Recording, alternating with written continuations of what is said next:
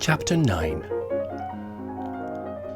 Captain Puffin found but a sombre diarist when he came over to study his Roman roads with Major Flint that evening, and indeed he was a sombre antiquarian himself. They had pondered a good deal during the day over their strange reception in the High Street that morning, and the recondite allusions to bags, sand dunes, and early trains. And the more they pondered, the more probable it became that not only was something up, but as regards the duel, everything was up. For weeks now, they had been regarded by the ladies of Tilling with something approaching veneration, but there seemed singularly little veneration at the back of the comments this morning. Following so closely on the encounter with Miss Mapp last night, this irreverent attitude was probably due to some atheistical manoeuvre of hers. Such, at least, was the Major's view, and when he held a view he usually stated it, did sporting Benjy. "We've got you to thank for this, Puffin," he said. "Upon my soul, I was ashamed of you for saying what you did to Miss Mapp last night. Utter absence of any chivalrous feeling, hinting that if she said you were drunk you would say she was. She was as sober and lucid last night as she was this morning, and she was devilish lucid to my mind this morning." "Pity you didn't take her part last night," said Puffin. "You thought that was a very ingenious idea of mine to make her hold her tongue." "There are finer things in this world, sir, than ingenuity," said the Major. "What your ingenuity has led to is this public ridicule. You may not mind that yourself, you may be used to it, but a man should regard the consequences of his act on others. My status in Tilling is completely changed. Changed for the worse, sir." Puffin emitted his fluty, disagreeable laugh. "If your status in Tilling depended on the reputation for bloodthirsty bravery," he said, "the sooner it was changed, the better. We're in the same boat. I don't say I like the boat, but there we are. Have a drink, and you'll feel better. Never mind your status." "I've a good mind never to have a drink again," said the Major, pouring himself out one of his stiff little glasses, "if a drink leads to this sort of thing." "But it didn't," said Puffin. "How it all got out, I can't say, nor for that matter can you. If it hadn't been for me last night, it would have been all over Tilling that you and I were tipsy as well. That wouldn't have improved our status that I can see." "It was in consequence of what you said to Mapp," began the Major. "But good Lord, what's the connection?" asked Puffin. "Produce the connection. Let's have a look at the connection. There ain't any connection. Duelling wasn't as much as mentioned last night." Major Flint pondered this in gloomy, sipping silence. "Bridge party at Mrs. Poppet's the day after tomorrow," he said. "I don't feel as if I could face it. Suppose they all go on making allusions to duelling and early trains and that. I shan't be able to keep my mind on the cards for fear of it. More than a sensitive man ought to be asked to bear." Puffin made a noise that sounded rather like fudge. "Your pardon?" said the Major, haughtily. "Granted, by all means," said Puffin. "But I don't see what you're in such a taking about. We are no worse off than we were before we got a reputation for being such fire-eaters. Being fire-eaters is a washout, that's all. Pleasant while it lasted, and now we're as we were." "But we're not," said the Major. "We're detected frauds. That's not the same as being a fraud, far from it. And who's going to rub it in, my friend? Who's been rubbing away for all she's worth? Miss Mapp, to whom, if I may say so without offence, you behaved like a cur last night." "And another cur stood by and wagged his tail," retorted Puffin. This was about as far as it was safe to go, and Puffin hastened to say something pleasant about the hearth-rug, to which his friend had a suitable rejoinder. But after the affair last night, and the dark sayings in the High Street this morning, there was little content or cosiness about the session. Puffin's brazen optimism was but a tinkling cymbal, and the Major did not feel like tinkling at all. He but snorted and glowered, revolving in his mind how to square Miss Mapp. Allied with her, if she could but be won over, he could face the rest of Tilling with indifference, for hers would be the most penetrating shafts, the most stinging pleasantries.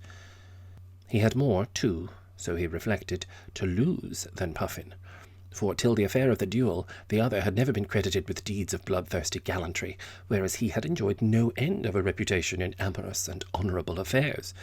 Marriage, no doubt, would settle it satisfactorily, but this bachelor life, with plenty of golf and diaries, was not to be lightly exchanged for the unknown.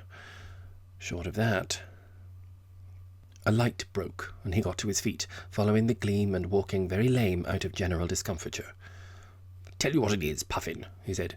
"You and I, particularly you, owe that estimable lady a very profound apology for what happened last night. You ought to withdraw every word you said, and I every word that I didn't say." "Can't be done," said Puffin. "That would be giving up my hold over your lady friend. We should be known as drunkards all over the shop before you could say winky. Worse off than before." "Not a bit of it. If it's Miss Mapp, and I'm sure it is, who has been spreading these damaging rumours about our duel, it's because she's outraged and offended, quite rightly, at your conduct to her last night. Mine too, if you like. Ample apology, sir. That's the ticket." "Dog ticket," said Puffin. "No thanks." "Very objectionable expression," said Major Flint. "But you shall do as you like. And so, with your permission, shall I? I shall apologise for my share in that sorry performance, in which, thank God, I only played a minor role. That's my view, and if you don't like it, you may dislike it." Puffin yawned. "Mapp's a cat," he said. "Stroke a cat, and you'll get scratched. Shy a brick at a cat, and she'll spit at you and skedaddle. You're poor company tonight, Major, with all these qualms." "Then, sir, you can relieve yourself of my company," said the Major, "by going home." "Just what I was about to do. Good night, old boy. Same time tomorrow for the tram, if you're not too badly mauled." Miss Mapp, sitting by the hot water pipes in the garden room, looked out not long after to see what the night was like. Though it was not yet 10:30, the coward sitting rooms were both dark, and she wondered what precisely that meant. There was no bridge party anywhere that night, and apparently there were no diaries or Roman roads either. Why this sober and chastened darkness? The Major quay-hied for his breakfast at an unusually early hour next morning, for the courage of his resolve to placate, if possible, the hostility of Miss Mapp had not, like that of the challenge, oozed out during the night. He had dressed himself in his frock coat, seen last on the occasion when the Prince of Wales proved not to have come by the 6:37, and no female breast, however furious, could fail to recognise the compliment of such a formality. Dressed thus, with top hat and patent leather boots, he was clearly observed from the garden-room to emerge into the street just when Captain Puffin's hand thrust the sponge onto the window-sill of his bathroom. Probably he too had observed this apparition, for his fingers prematurely loosed hold of the sponge, and it bounded into the street. Wild surmises flashed into Miss Mapp's active brain, the most likely of which was that Major Benjy was going to propose to Mrs. Poppet, for if he had been going up to London for some ceremonial occasion, he would be walking down the street instead of up it. And then she saw his agitated finger press the electric bell of her own door. So he was not on his way to propose to Mrs. Poppet. She slid from the room and hurried across the few steps of garden to the house just in time to intercept Withers, though not with any idea of saying that she was out. Then Withers, according to instructions, waited till Miss Mapp had tiptoed upstairs and conducted the Major to the garden-room, promising that she would tell her mistress. This was unnecessary, as her mistress knew. The Major presented a half-crown into her astonished hand, thinking it was a florin. He couldn't precisely account for that impulse, but general propitiation was at the bottom of it. Miss Mapp, meantime, had sat down on her bed and firmly rejected the idea that his call had anything to do with marriage. During all these years of friendliness, he had not got so far as that, and whatever the future might hold, it was not likely that he would begin now, at this moment, when she was so properly punishing him for his unchivalrous behaviour. But what could the frock-coat mean? There was Captain Puffin's servant picking up the sponge. She hoped it was covered with mud. It would be a very just continuation of his punishment to tell Withers she would not see him. But the punishment which that would entail on herself would be more than she could bear, for she would not know a moment's peace till she was ignorant of the nature of his errand. Could he be on his way to the Padres to challenge him for that very stinging allusion to sand dunes yesterday, and was he come to give her fair warning, so that she might stop a duel? It did not seem likely. Unable to bear the suspense any longer, she adjusted her face in the glass to an expression of frozen dignity, and threw over her shoulders the cloak trimmed with blue in which, on the occasion of the prince's visit, she had sat down in the middle of the road. That matched the Major's frock coat. She hummed a little song as she mounted the few steps to the garden room, and stopped just after she had opened the door. She did not offer to shake hands. "You wish to see me, Major Flint?" she said, in such a voice as icebergs might be supposed to use when passing each other by night in the Arctic seas. Major Flint certainly looked as if he hated seeing her instead of wishing it, for he backed into a corner of the room and dropped his hat. "Good morning, Miss Mapp," he said. "Very good of you. I called." He clearly had a difficulty in saying what he had come to say, but if he thought that she was proposing to give him the smallest assistance, he was in error. "Yes, you called," said she. "Pray be seated." He did so. She stood. He got up again. "I called," said the Major. "I called to express my very deep regret at my share, or rather that I did not take a more active share. I allowed, in fact, a friend of mine to speak to you in a manner that did equal discredit—" Miss Mapp put her head to one side, as if trying to recollect some trivial and unimportant occurrence. "Yes," she said. "What was that?" "Captain Puffin," began the Major. Then Miss Mapp remembered it all. "I hope, Major Flint," she said, "that you will not find it necessary to mention Captain Puffin's name to me. I wish him nothing but well, but he and his are no concern of mine. I have the charity to suppose that he was quite drunk on the occasion to which I imagine you allude. Intoxication alone could excuse what he said. Let us leave Captain Puffin out of whatever you have come to say to me." This was adroit. It compelled the Major to begin all over again. "I come entirely on my own account," he began. "I understand," said Miss Mapp, instantly bringing Captain Puffin in again. "Captain Puffin, now I presume sober, has no regret for what he said when drunk. I quite see, and I expected no more and no less from him. Yes. I'm afraid I interrupted you." Major Flint threw his friend overboard like ballast from a bumping balloon. "I speak for myself," he said. "I behaved, Miss Mapp, like a worm. Defenceless lady. Insolent fellow drunk. I allude to Captain P. I'm very sorry for my part in it." Up till this moment, Miss Mapp had not made up her mind whether she intended to forgive him or not. But here she saw how crushing a penalty she might be able to inflict on Puffin if she forgave the erring and possibly truly repentant Major. He had already spoken strongly about his friend's offence, and she could render life supremely nasty for them both, particularly Puffin, if she made the Major agree that he could not, if truly sorry, hold further intercourse with him. There would be no more golf, no more diaries. Besides, if she was observed to be friendly with the Major again, and to cut Captain Puffin, a very natural interpretation would be that she had learned that in the original quarrel the Major had been defending her from some odious tongue to the extent of a challenge, even though he subsequently ran away. Tilling was quite clever enough to make that inference without any suggestion from her. But if she forgave neither of them, they would probably go on boozing and golfing together, and saying quite dreadful things about her, and not care very much whether she forgave them or not. Her mind was made up, and she gave a wan smile. "Oh, Major Flint," she said, "it hurt me so dreadfully that you should have stood by and heard that man, if he is a man, say those awful things to me and not take my side. It made me feel so lonely. I have always been such good friends with you, and then you turned your back on me like that.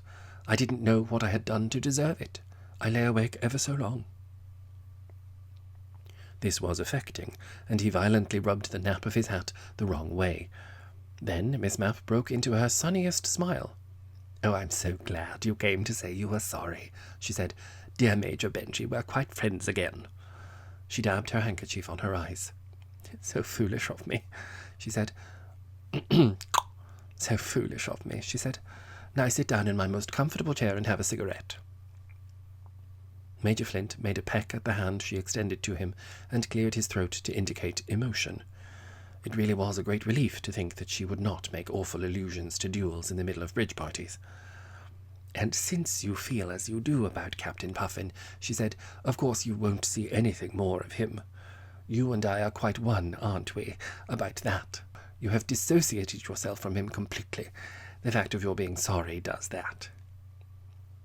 It was quite clear to the Major that this condition was involved in his forgiveness, though that fact, so obvious to Miss Mapp, had not occurred to him before. Still, he had to accept it, or go unhouselled again. He could explain to Puffin under cover of night, or perhaps in deaf and dumb alphabet from his window. "Infamous, unforgivable behaviour," he said. "Pah!" "So glad you feel that," said Miss Mapp, smiling till he saw the entire row of her fine teeth. "Oh, and may I say one little thing more? I feel this. I feel that the dreadful shock to me of being insulted like that was quite a lovely little blessing in disguise, now that the effect has been to put an end to your intimacy with him. I never liked it, and I liked it less than ever the other night. He's not a fit friend for you. Oh, I'm so thankful." Major Flint saw that for the present he was irrevocably committed to this clause in the Treaty of Peace. He could not face seeing it torn up again, as it certainly would be, if he failed to accept it in its entirety, nor could he imagine himself leaving the room with a renewal of hostilities. He would lose his game of golf today as it was, for apart from the fact that he would scarcely have time to change his clothes, the idea of playing golf in a frock coat and top hat was inconceivable, and catch the 11:20 tram, he could not be seen in Puffin's company at all. And indeed, in the future, unless Puffin could be induced to apologize and Miss Mapp to forgive, he saw, if he was to play golf at all with his friend, that endless deceptions and subterfuges were necessary in order to escape detection. One of them would have to set out 10 minutes before the other, and walk to the tram by some unusual and circuitous route. They would have to play in a clandestine and furtive manner, parting company before they got to the clubhouse. Disguises might be needful. There was a peck of difficulties ahead, but he would have to go into these later. At present he must be immersed in the rapture of his forgiveness. "Most generous of you, Miss Elizabeth," he said. "As for that, well, I won't allude to him again." Miss Mapp gave a happy little laugh, and having made a further plan, switched away from the subject of captains and insults with alacrity. "Look," she said, "I find these little rosebuds in flower still, though it is the end of November. Such brave little darlings, aren't they? One for your buttonhole, Major Benjy? And then I must do my little shoppings, or Withers will scold me. Withers is so severe with me, keeps me in such order. If you are going into the town, will you take me with you? I will put on my hat." Requests, for the present, were certainly commands, and 2 minutes later they set forth. Luck, as usual, befriended ability, for there was Puffin at his door, itching for the Major's return, else they would miss the tram, and lo, there came stepping along Miss Mapp in her blue-trimmed cloak, and the Major attired as for marriage, top hat, frock coat, and buttonhole. She did not look at Puffin, and cut him. She did not seem, with the deceptiveness of appearances, to see him at all, so eager and agreeable was her conversation with her companion. The Major, so Puffin thought, attempted to give him some sort of dazed and hunted glance, but he could not be certain even of that, so swiftly had it to be transformed into a genial interest in what Miss Mapp was saying, and Puffin stared open-mouthed after them, for they were terrible as an army with banners.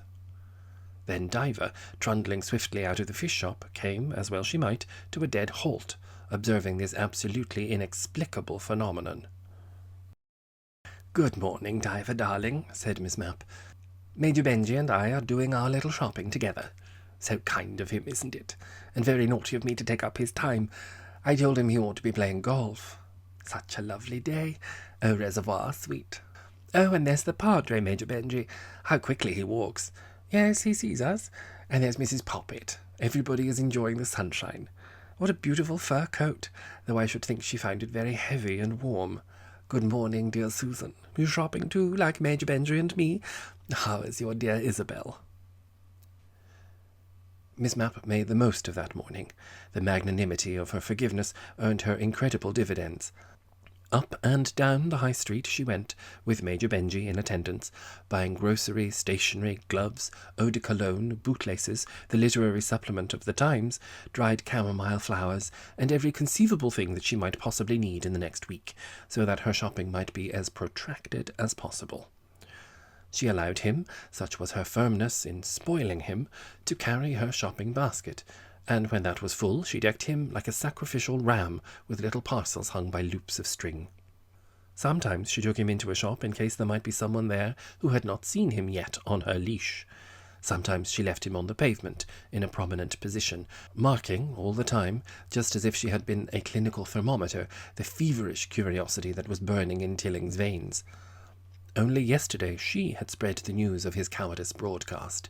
Today their comradeship was of the chattiest and most genial kind. There he was, carrying her basket, and wearing frock coat and top hat and hung with parcels like a Christmas tree, spending the entire morning with her instead of golfing with Puffin. Miss Mapp positively shuddered as she tried to realize what her state of mind would have been if she had seen him thus coupled with Diva. She would have suspected, rightly in all probability, some loathsome intrigue against herself. And the cream of it was that until she chose, nobody could possibly find out what had caused this metamorphosis so paralyzing to inquiring intellects, for Major Benjy would assuredly never tell anyone that there was a reconciliation due to his apology for rudeness, when he had stood by and permitted an intoxicated Puffin to suggest disgraceful bargains. Tilling, poor Tilling, would go crazy with suspense as to what it all meant. Never had there been such a shopping. It was nearly lunchtime when, at her front door, Major Flint finally stripped himself of her parcels and her companionship and hobbled home, profusely perspiring and lame from so much walking on pavements in tight patent leather shoes. He was weary and footsore. He had had no golf, and though forgiven, was but a wreck. She had made him ridiculous all the morning with his frock coat and top hat and his porterages, and if forgiveness entailed any more of these nightmare sacraments of friendliness, he felt that he would be unable to endure the fatiguing accessories of the regenerate state. He hung up his top hat and wiped his wet and throbbing head.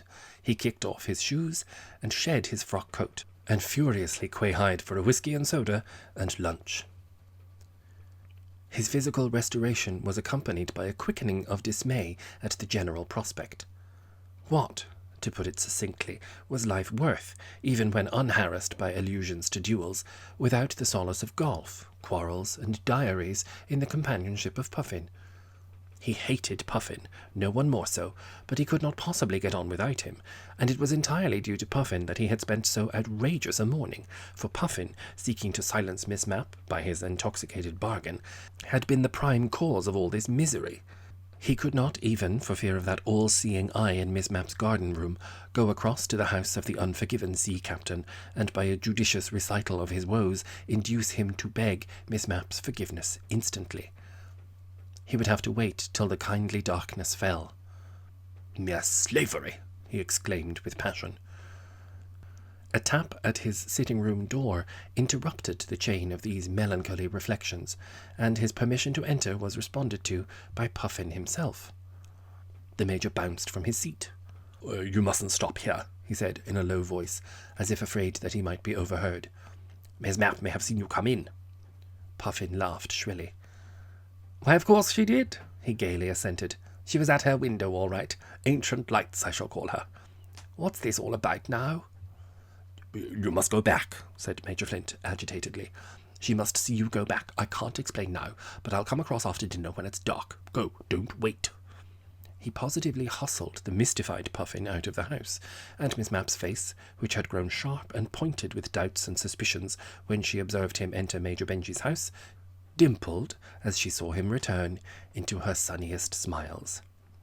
"Dear Major Benjy," she said, "he has refused to see him," and she cut the string of the large cardboard box, which had just arrived from the dyer's, with the most pleasurable anticipations. Well, it was certainly very magnificent, and Miss Greele was quite right, for there was not the faintest tinge to show that it had originally been Kingfisher blue. She had not quite realized how brilliant Crimson Lake was in the piece. It seemed almost to cast a ruddy glow on the very ceiling, and the fact that she had caused the orange chiffon with which the neck and sleeves were trimmed to be dyed black, following the exquisite taste of Mrs. Titus Trout, only threw the splendour of the rest into more dazzling radiance. Kingfisher blue would appear quite ghostly and corpse-like in its neighbourhood, and painful though that would be for Diva, it would, as all her well-wishers must hope, be a lesson to her not to indulge in such garishness. She could be taught her lesson, Deo volente, thought Miss Mapp, at Susan's bridge party tomorrow evening.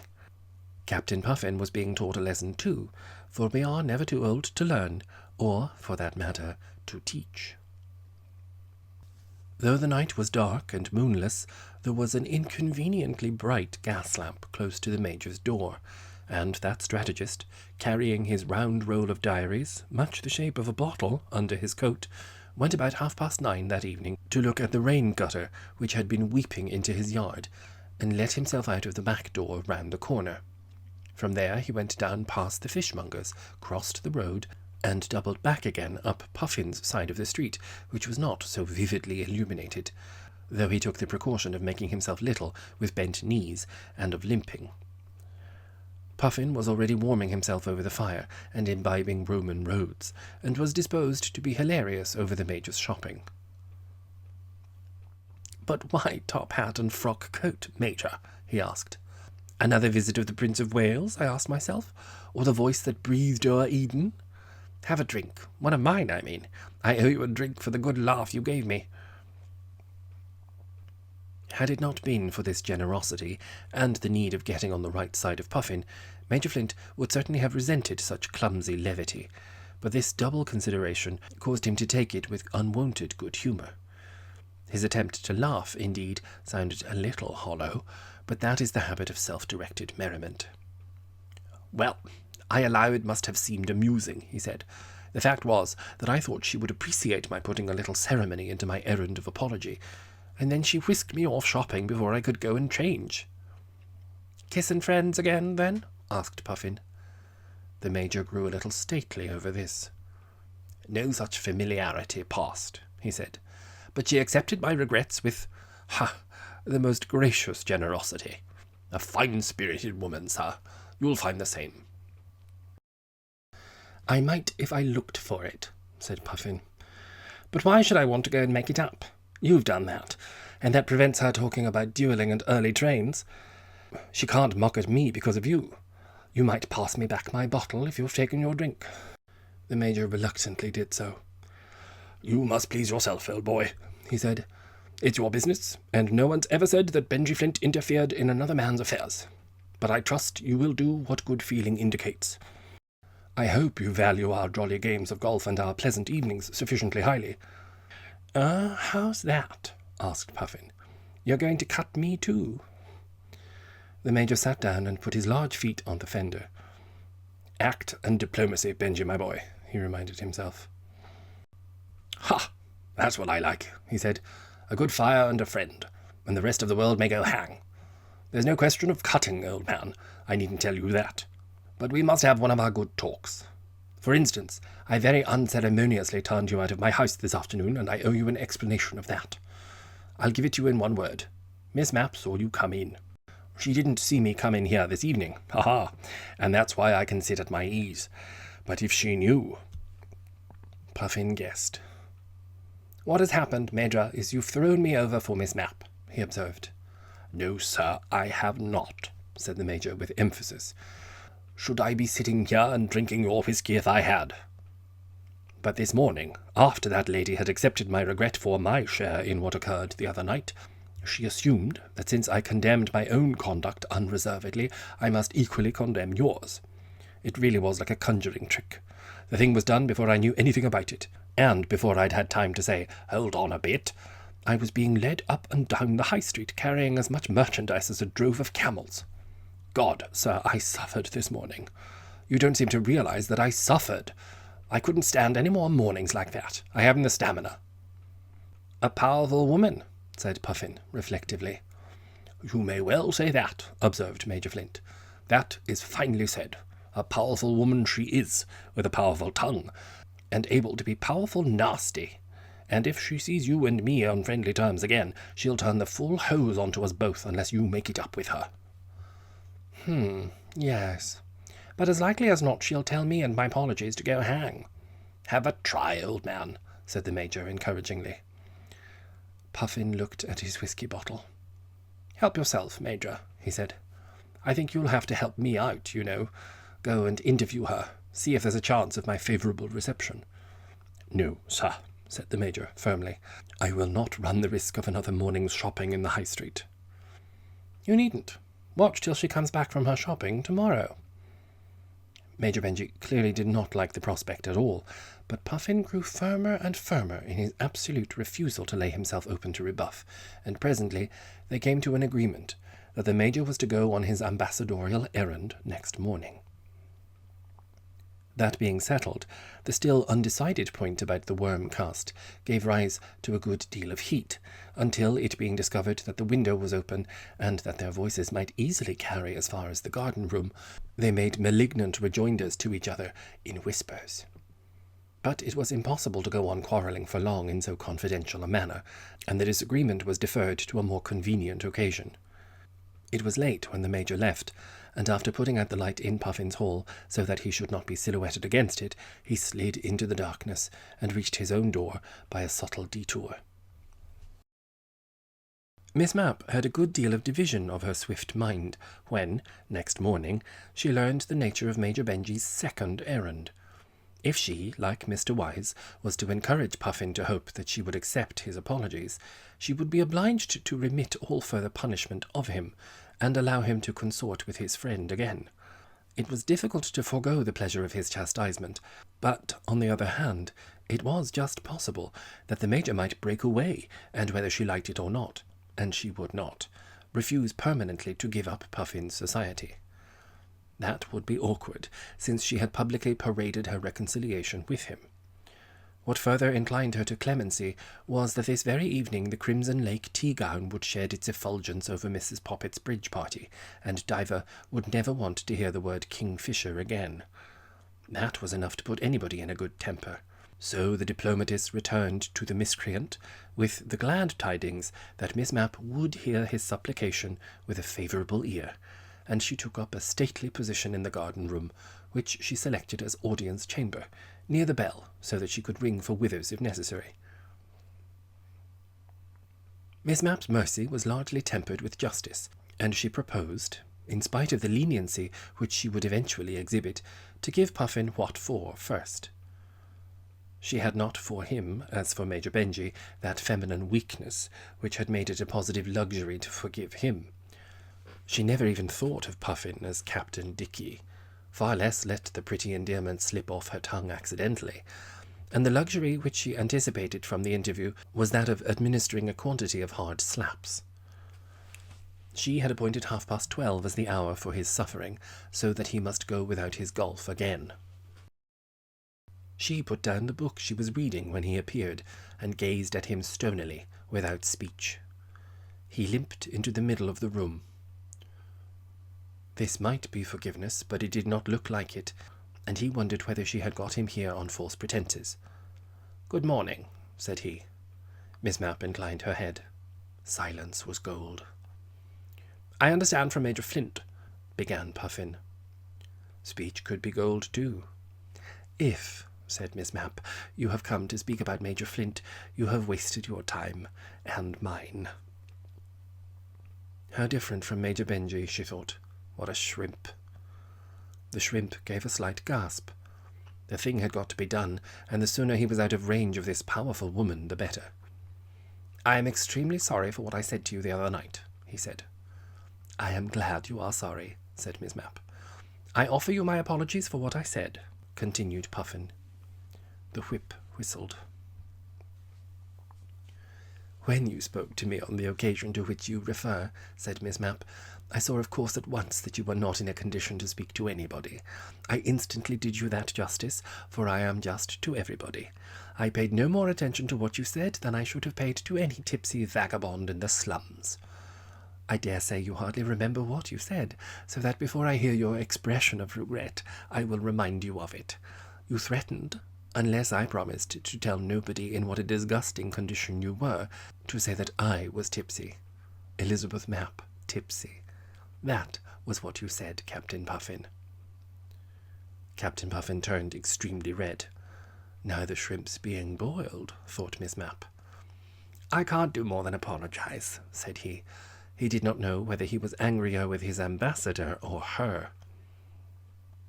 "Did you say you couldn't do more?" said Miss Mapp, with an air of great interest. "How curious. I should have thought you couldn't have done less." "Well, what more can I do?" asked he. "If you think," said Miss Mapp, "that you hurt me by your conduct that night, you are vastly mistaken. And if you think you can do no more than apologize, I will teach you better. You can make an effort, Captain Puffin, to break with your deplorable habits, to try to get back a little of the self-respect, if you ever had any, which you have lost. You can cease trying, oh so unsuccessfully, to drag Major Benjy down to your level. That's what you can do." She let these withering observations blight him. "I accept your apologies," she said. "I hope you will do better in the future, Captain Puffin, and I shall look anxiously for signs of improvement.